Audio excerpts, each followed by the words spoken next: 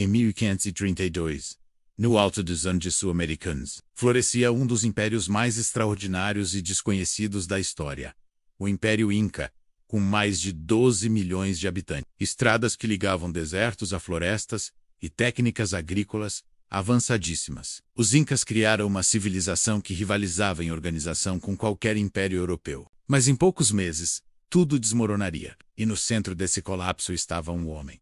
Atahualpa, o último imperador livre dos Incas. Sua história é uma tragédia de confiança, ouro e traição, que culminaria em uma das maiores pilhagens já registradas pela humanidade. No início do século XVI, a Europa estava em plena expansão colonial. Após a conquista do México pelos espanhóis sob o comando de Hernán Cortés, rumores chegaram à Espanha sobre um novo império ainda mais rico, localizado ao sul. Ouvia-se falar de uma terra onde o ouro era tão abundante que os reis comiam em pratos dourados e cobriam seus templos com placas maciças do metal. Esse lugar era o Tahuantinsuyo, o Império dos Incas. Em 1532, Francisco Pizarro desembarcou no norte do atual Peru, com cerca de 168 homens, 27 cavalos, e o objetivo de conquistar esse império, um feito que, à primeira vista, parecia impossível. O que os espanhóis não sabiam era que o Império Inca estava em crise. O imperador Huayna Capac havia morrido recentemente de varíola, uma doença trazida pelos europeus mesmo antes de sua chegada física. Isso deu início a uma guerra civil entre seus filhos, Atahualpa, que governava o norte, e o Huáscar, que controlava o sul. A guerra foi brutal, com batalhas sangrentas e execuções. Atahualpa saiu vitorioso, mas o império estava fragilizado e dividido. Foi nesse momento de vulnerabilidade que os espanhóis chegaram. Atahualpa estava em Cajamarca, uma cidade termal no norte, descansando após a vitória. Quando soube da chegada dos espanhóis, não os viu como uma ameaça. Como tantos imperadores antes dele, acreditava que os estrangeiros eram apenas emissários exóticos, sem real poder. Pizarro pediu um encontro com o Inca. Atahualpa, confiante, concordou. Ele chegou ao local montado em uma liteira de ouro carregada por servos, cercado de milhares de soldados desarmados.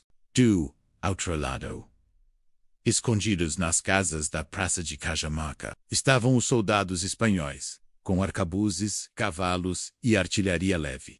O encontro foi uma armadilha. Um frade espanhol entregou uma Bíblia a Atahualpa e pediu que ele aceitasse o cristianismo e a autoridade do rei da Espanha. Atahualpa, que nunca havia visto um livro, folheou-o, encostou-o no ouvido e, ao não ouvir nada, jogou o objeto no chão. Esse gesto foi o sinal que os espanhóis esperavam. Com um estrondo, os canhões foram disparados. Os cavaleiros espanhóis saíram da emboscada, matando indiscriminadamente os guardas do imperador.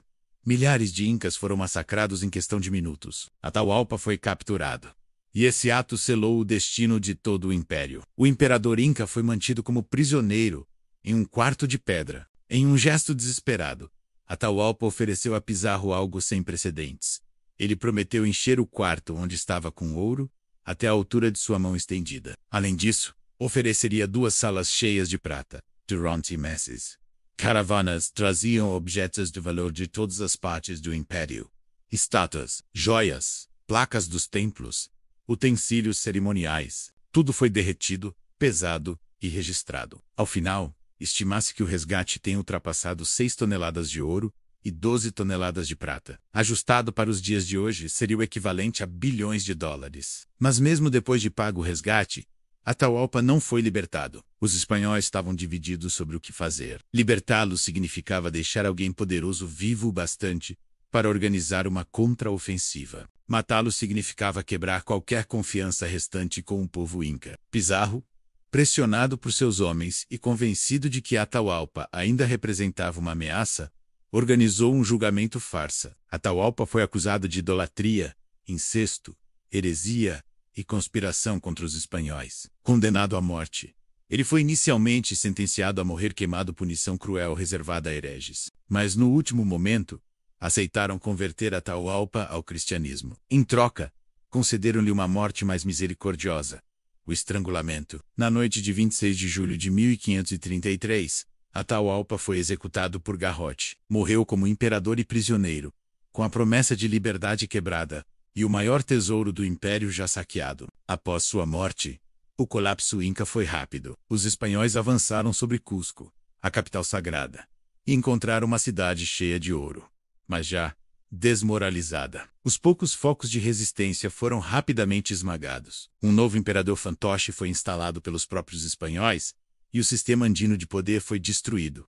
Mas a história não acaba aí. Parte do tesouro que era enviado para o resgate de Atahualpa nunca chegou a Cajamarca. Quando mensageiros incas souberam da morte do imperador, esconderam o ouro em cavernas, rios e nas florestas. Lendas surgiram sobre carregamentos inteiros de estátuas e lingotes enterrados ou perdidos. Até hoje, caçadores de tesouros procuram o chamado Tesouro Perdido de Atahualpa, sem sucesso. Algumas expedições dizem ter encontrado pistas, trilhas de lama, mapas antigos, inscrições, mas nada foi confirmado.